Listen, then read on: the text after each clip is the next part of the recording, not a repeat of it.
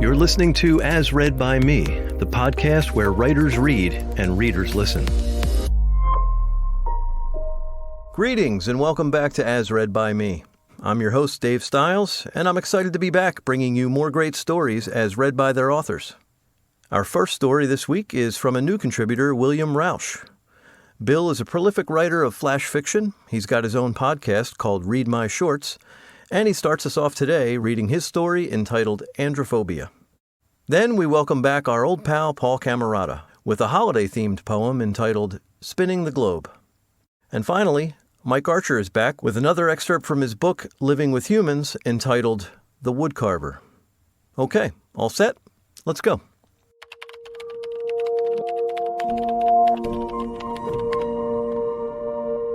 Hi, this is Bill Rausch, and this is a story entitled Androphobia, as read by me.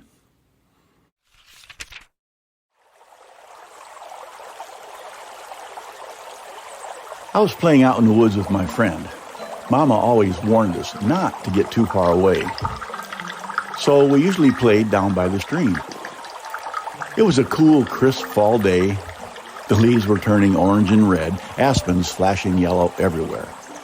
Then, suddenly, my buddy heard it.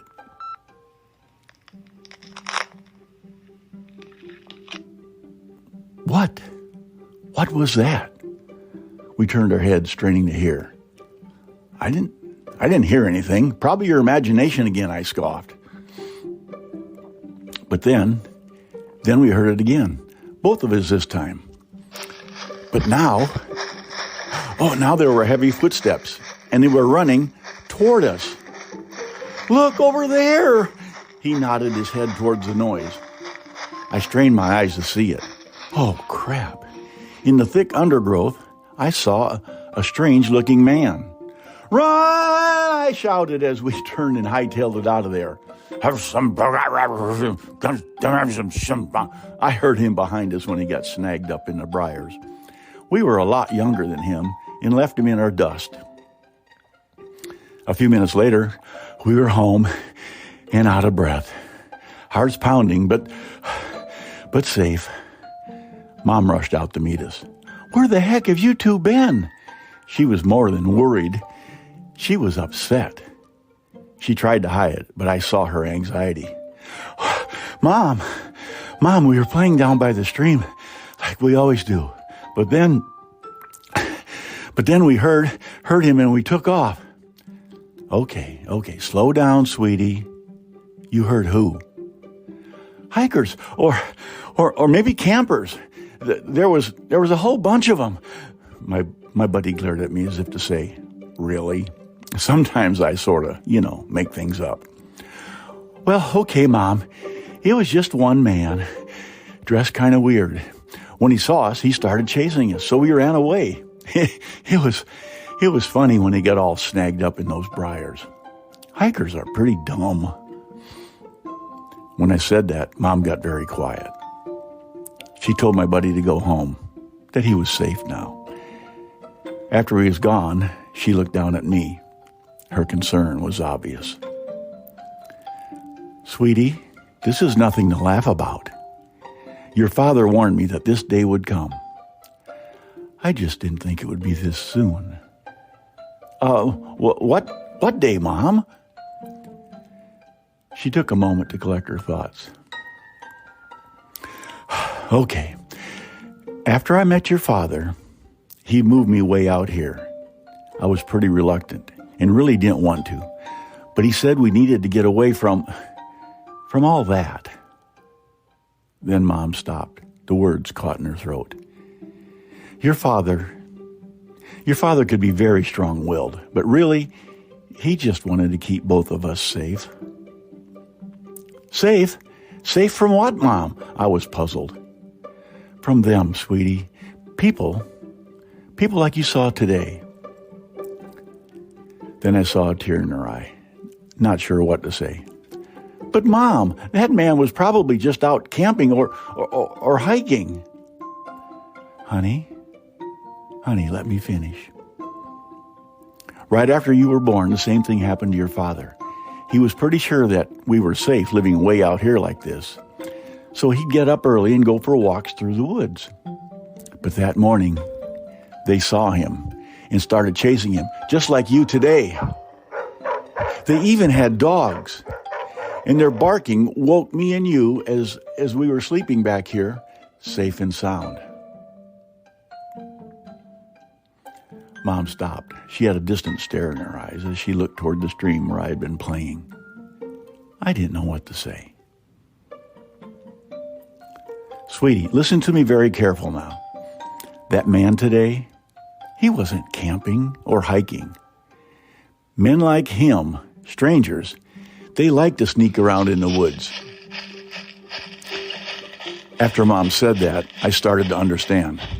Mom, was he going to hurt me? Not yet, sweetie, not yet. But next year, he'll try again. When you have antlers.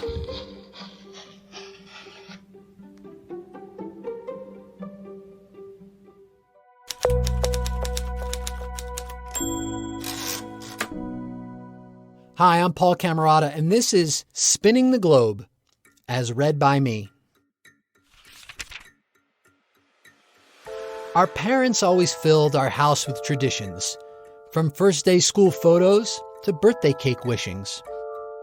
Easter egg hunting, Super Bowl gatherings, July 4th bunting, Dad's New Year's toast blatherings. Among all of it, Christmas came with the most. An elf on the shelf, those chestnuts to roast. Stockings and trimmings, caroling, punch. For my sister with a Christmas Eve birthday, a brunch. They were all great, but each year the best was what kicked off our annual Red and Green Fest. It took place the night we put up the tree, then with tinsel and lights, made it bright and shiny. We added the ornaments, bells, candy canes, wooden nutcrackers, cool metal trains. Then those gorgeous glass globes, too many to count. From the trunk to the star, an amazing amount. Mom loved them so, they were her cherished prize. It was tradition just seeing how they glimmered her eyes. All but one, every year, the last left in the box. Spotting it, Mom's eyes and smile thinned like a fox. We all sat to watch, Dad included, knowing Christmas couldn't start till this moment concluded. Mom removing the final gorgeous glass globe and carefully lifting it beside her earlobe. She made like her fave, Doc Gooden on the hill, kicked her leg high and fired a pill. In our open brick hearth, where shattering mixed with flames made us cheer as if Doc just tossed a perfect game. Now Christmas time's back, to us exclaimed my mother, and we've broken one globe, let us not break another. In this family, everyone's a bit different from the rest, but no one in our house disputes which tradition's best.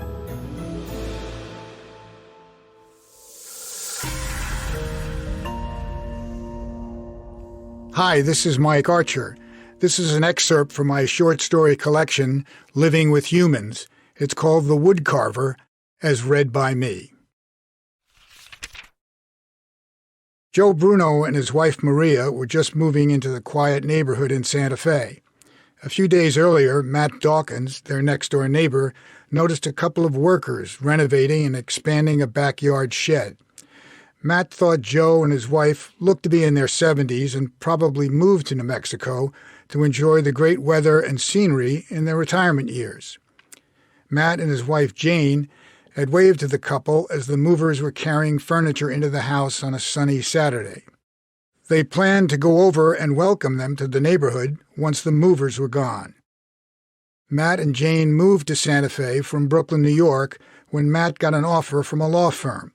He and Jane, a teacher, thought it would be an adventure and a way to sample a different lifestyle. Their kids, 8-year-old Patrick, and their daughter, 5-year-old Taylor, were disappointed the former owners moved. They had 2 kids about Patrick and Taylor's ages who they played with all the time.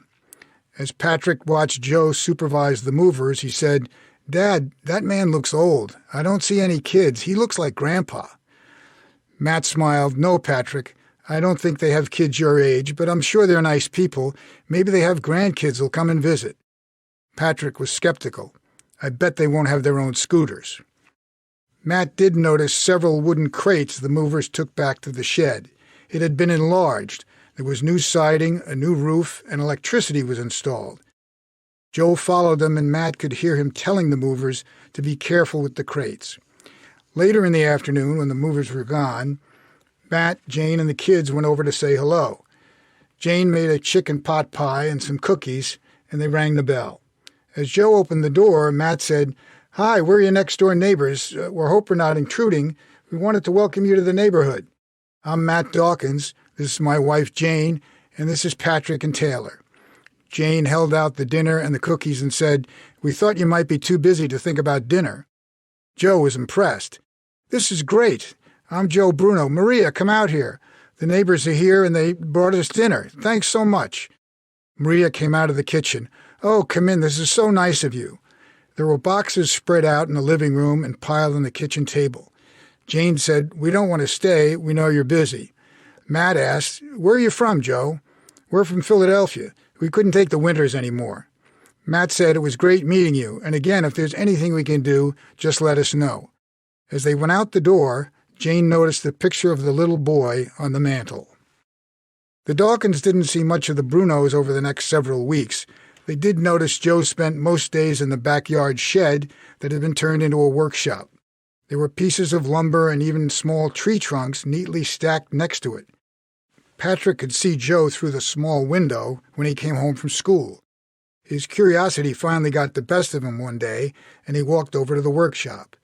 He knew his mother wouldn't want him bothering Joe. He tried to peek in the window without being noticed, but Joe looked up and saw him. Patrick took a step back and thought Joe might get angry. He started to turn to go back home when Joe opened the door. "It's Patrick, right?" Joe could be a little imposing to a kid. He was only 5'9", but he was stocky with muscular forearms. He had a broad face framed with silver-rimmed glasses that matched his white hair. His voice was deep. Patrick felt a little intimidated and was regretting his decision to venture into Joe's yard. Joe held the door open. "Would you like to come in?" Patrick decided to step inside. It was not what he expected. It was like nothing he had ever seen before. There were shelves lining the three walls from about a foot above the floor to a foot below the ceiling.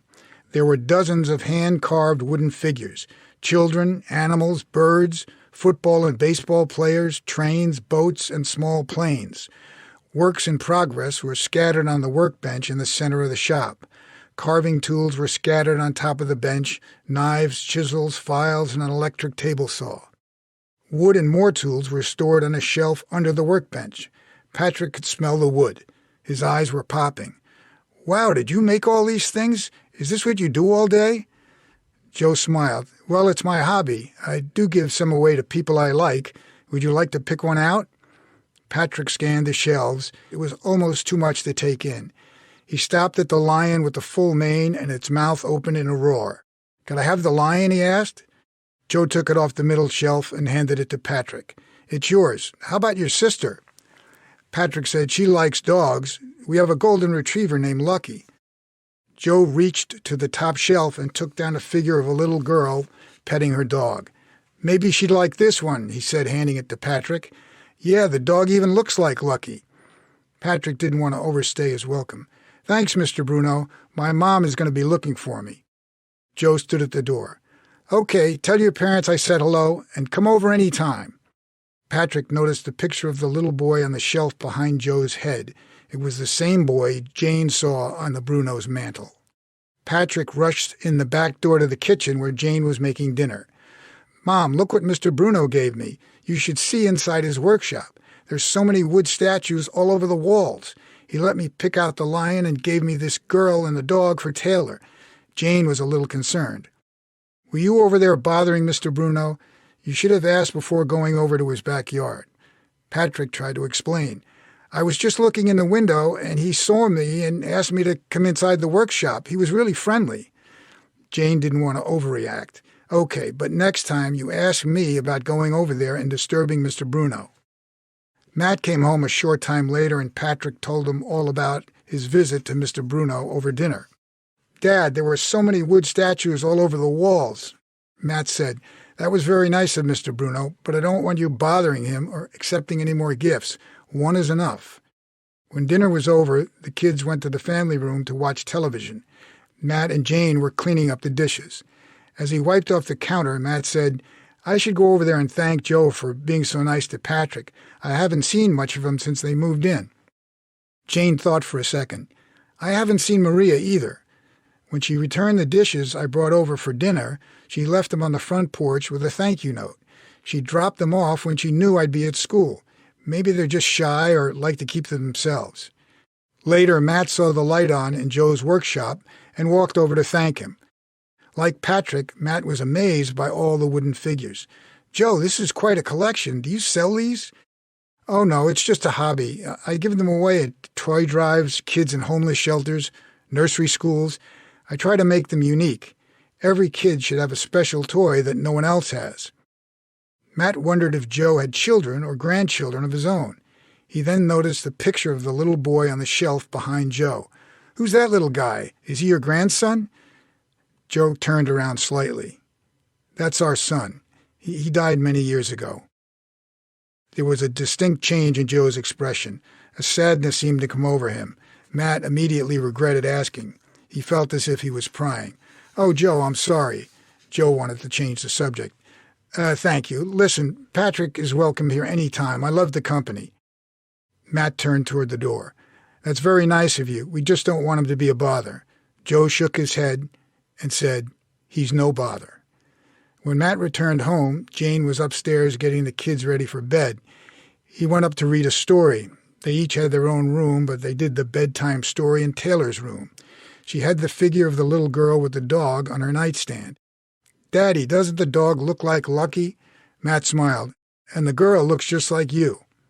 After the story, Matt tugged Taylor in and walked Patrick across the hall to his room. "Dad, did you see Mr. Bruno's workshop?" Matt pulled the covers up on Patrick. "Yes, I did. It's a really cool collection." Patrick asked, "Is it okay if I go over again? Mr. Bruno said I could." "Okay, but don't be a pest, and ask Mom before you go over." "I will." "Good night, Dad." Matt bent down and kissed Patrick's forehead. "Good night, son." When Matt came downstairs, Jane was sitting at the kitchen table going over her class's test papers. Matt said, "Our neighbor seems like a nice guy and he's quite a wood carver, but I think I made him uncomfortable asking about a picture of a little boy on one of the shelves. I asked if he was his grandson. He suddenly got a sad look on his face and said the boy was his son who had died a long time ago." Jane remembered. "I saw a picture of a little boy on their mantel when we went over with the dinner. I thought it was a little strange that the picture was one of the first things they put up in the middle of all the boxes and unpacking. I wonder what happened and if they had any other children." Matt said, "Well, I know he has a soft spot for kids. He gives all those figures away to toy drives, kids in homeless shelters, and even nursery schools." "Really?" Jane was impressed. "Maybe Santa Claus has moved into the neighborhood." Did Santa Claus move into the neighborhood? Well, you'll have to read Mike Archer's book, Living with Humans, to find out. It's available on Amazon, and there's a link in the episode description. Also in the description is information on how to find and support all of our writers. And you can always support our show by going to asreadbyme.com and clicking on the donate button. Well, that's it for this week. We hope you'll join us in the next episode, which will be our year-end roundup, featuring all the Season 2 stories back-to-back in one long episode. It's great for long drives to Grandma's, or just wrapping presents by the fire. I hope you have a great holiday, and I'll see you on the next As Read by Me.